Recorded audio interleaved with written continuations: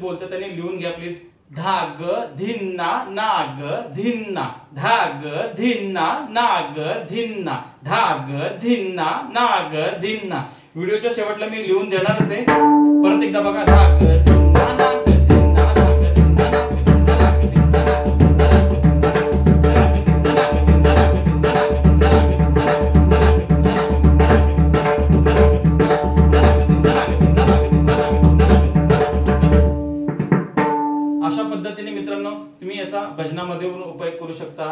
विलंबित अभंग असेल तर त्याच्यामध्ये तुम्ही याचा उपयोग करू शकता. थोडी जलद धुमाली ठेक्यामध्ये पण असेल त्याच्यामध्ये पण तुम्ही या लगीचा चांगल्या प्रकारे वापर करू शकता.